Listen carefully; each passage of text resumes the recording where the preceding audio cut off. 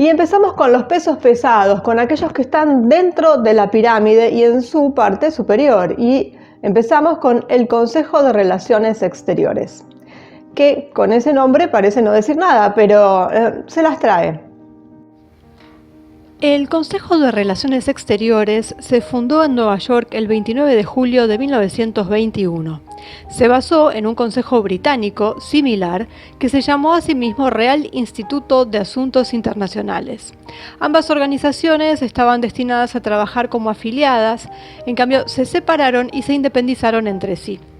Sin embargo, mantienen un conocimiento una de la otra, obviamente. Bueno, las reuniones de este Consejo de Relaciones Exteriores se llevan a cabo en secreto, lejos de la mirada del público.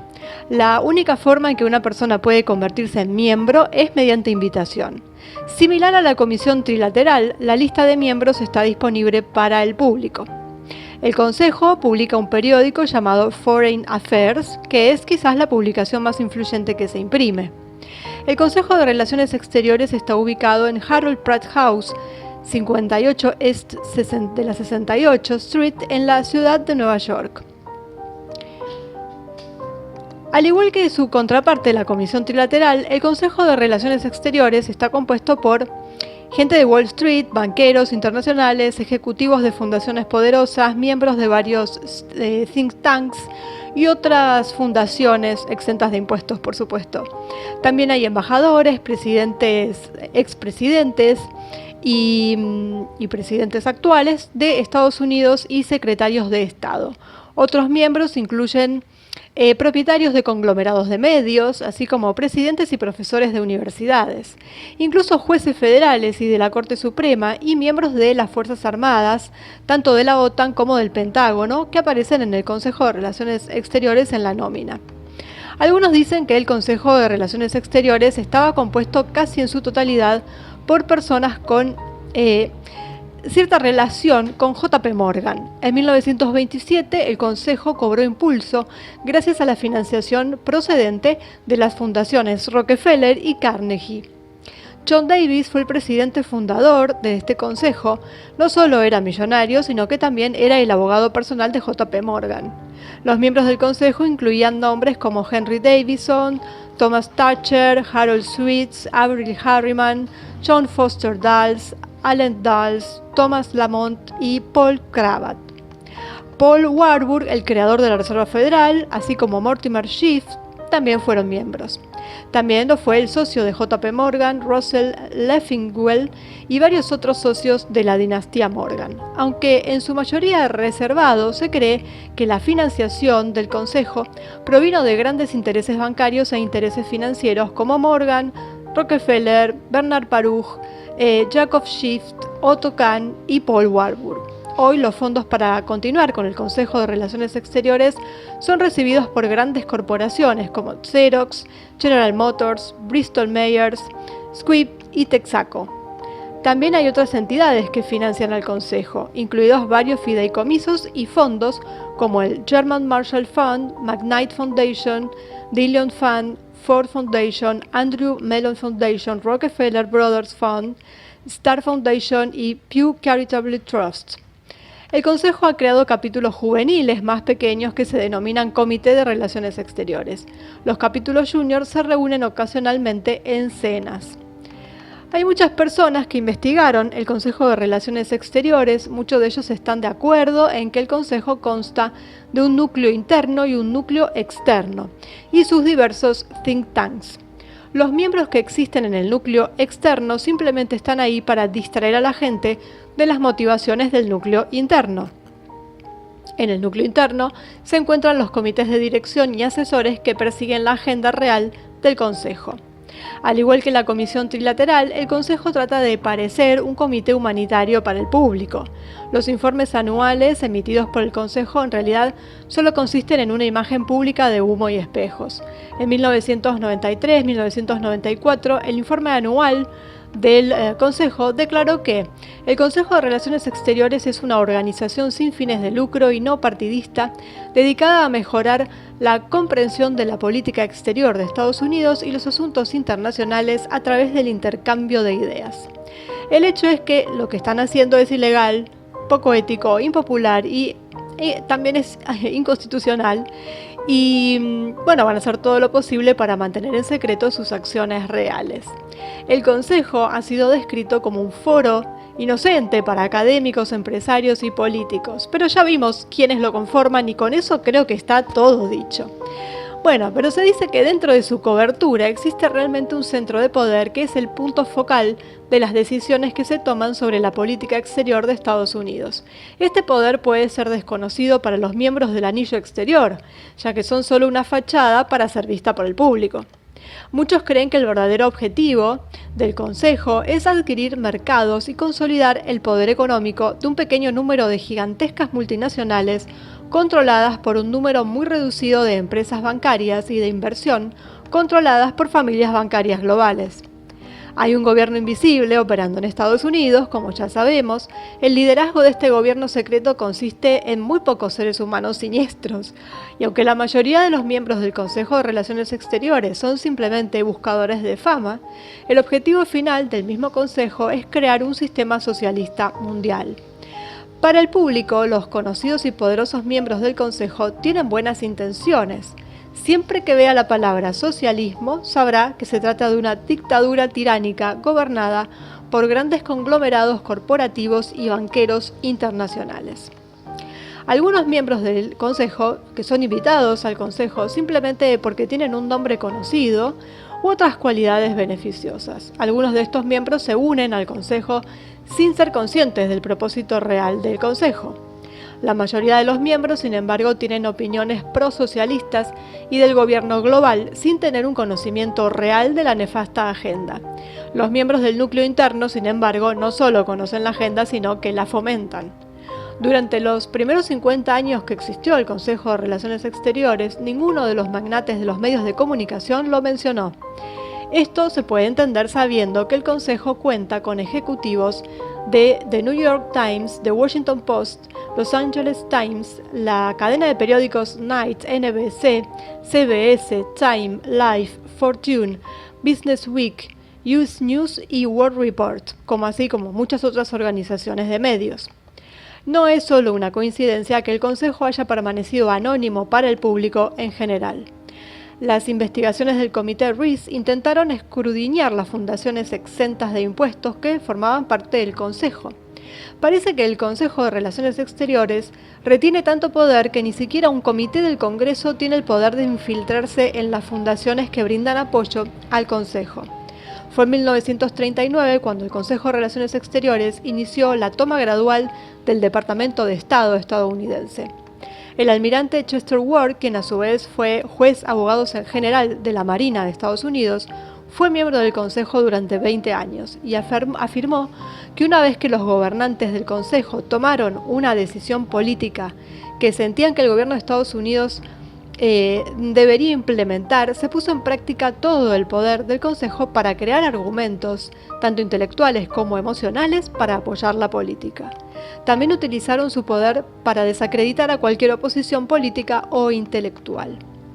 El almirante Chester Ward afirmó que el objetivo final del Consejo era sumergimiento de la soberanía estadounidense y la independencia nacional en un gobierno mundial todopoderoso. Durante agosto de 1978, el expresidente del Consejo, Winston Lord, afirmó que no era la Comisión Trilateral la que administraba secretamente el mundo. Es el Consejo de Relaciones Exteriores el verdadero gobierno secreto. René Wormser fue parte de la Comisión Reece que intentó realizar una investigación sobre las fundaciones multimillonarias que estaban entrelazadas en el Consejo. Afirmó que el Consejo de Relaciones Exteriores es una agencia virtual del gobierno. También afirmó que el Consejo fue financiado por las fundaciones Rockefeller y Carnegie, las cuales perpetran la idea de un gobierno global. El Consejo de Relaciones Exteriores y estas importantes fundaciones se asociaron con otros denominados think tanks. Estos llamados think tanks son todas organizaciones exentas de impuestos que se autodenominan grupos educativos. Reciben su financiación de otras fundaciones exentas de impuestos. Los principales donantes son las fundaciones Ford, Rockefeller y Carnegie. Estos think tanks trabajan muy de cerca con agencias del gobierno de Estados Unidos. El senador Goldwater escribió una vez que el Consejo se había infiltrado en la Casa Blanca, incluso hasta el punto de que casi todos los puestos clave en todas las administraciones, desde la administración de Roosevelt, han sido ocupadas por el Consejo. El Senado se preocupó bastante por esta infiltración del Consejo en la Casa Blanca. Una cita al congresista de la reunión de congresistas del 15 de diciembre de 1987, declaró que el senador Jesse Helms tomó nota de la posición del Consejo dentro del establecimiento. Sintió que el establecimiento en realidad hablaba de globalismo. Sintió que la opinión de los globalistas era que las ideas de los Estados-nación y las fronteras nacionales eran irrelevantes, que la filosofía y los principios políticos se habían vuelto relativos. Incluso la Constitución se había convertido en nada más que un documento inútil que ya no tenía ningún poder real. En julio de 1958, Harper's Magazine publicó un artículo titulado Escuela para Estadistas. El columnista y miembro del Consejo, Joseph Kraft, afirmó que el Consejo era la sede de algunas decisiones gubernamentales básicas. También afirmó que el Consejo era una herramienta de reclutamiento para funcionarios de alto rango. También se afirmó que las políticas dictadas por el Consejo en los campos de defensa y relaciones exteriores con regularidad se convirtieron en la política del gobierno de los Estados Unidos. El Consejo todavía está promoviendo activamente la agenda de un gobierno mundial en el que los de adentro y sus aliados mantendrían el control. El objetivo final del Consejo de Relaciones Exteriores es la erradicación de Estados Unidos y sus garantías constitucionales de libertad. Esta no es una agenda secreta. El Consejo publicó el estudio número 7 el 25 de noviembre de 1959 y este estudio apoyó la construcción de un orden internacional que aspiraría a crear la paz mundial, así como la reestructuración social y económica. Este orden global estaría formado por estados que se definen a sí mismos como socialistas o comunistas. El Consejo de Relaciones Exteriores a menudo se conoce como un gobierno invisible y se considera la organización más poderosa de su tipo. Mucha gente está convencida de que el Consejo, junto con otras organizaciones exentas de impuestos, en realidad es un gobierno secreto que establece la mayoría de las principales políticas del gobierno federal. También se cree que el Consejo controla o influye en muchos de nuestros funcionarios gubernamentales, cuyo trabajo es formular políticas gubernamentales. Utilizan campañas de propaganda para convencer al público de que influyan los miembros del Congreso para que apoyen la política creada por el Consejo. El objetivo final de este gobierno invisible es transformar a Estados Unidos en un Estado socialista y luego fusionar la nación en un sistema socialista de un solo gobierno mundial.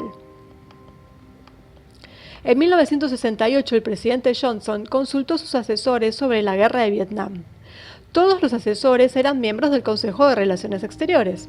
Algunos de estos asesores fueron Andrew Goodpaster, Averell Harriman, Cyrus Vance, Maxwell Taylor, Walt Rostow, Richard Helms, William Bundy, Nicholas Katzenbach, Dean Rusk.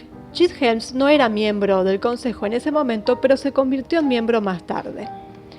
Al testificar ante un comité de Relaciones Exteriores del Senado el 17 de febrero de 1950, James Warburg, miembro del Consejo, declaró: «Tendremos un gobierno mundial, te guste o no, por conquista o consentimiento».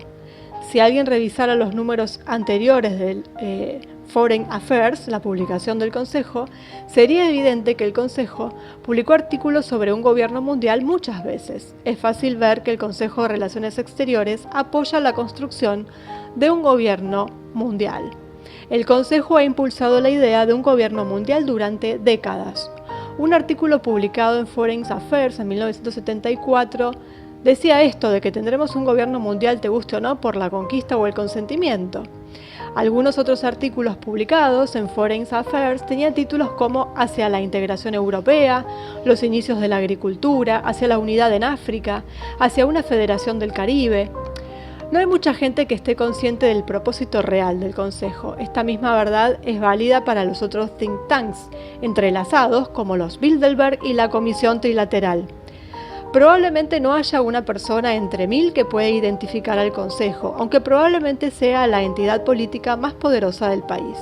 Es dudoso que muchos estadounidenses hayan oído hablar siquiera del Consejo de Relaciones Exteriores, sin importar sus intenciones y propósitos. El Consejo de Relaciones Exteriores es una organización megapoderosa que incluso eclipsa al Congreso.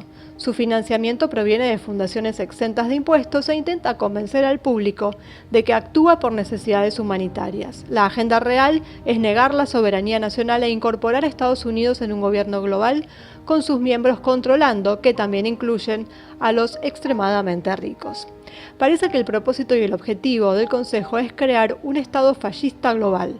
El Consejo establece importantes decisiones de política sin conocimiento ni escrutinio por parte del público. Parece como si el Consejo operara por encima y fuera de los sistemas establecidos por la Constitución original, requiriendo representantes electos que son responsables de responder ante el pueblo.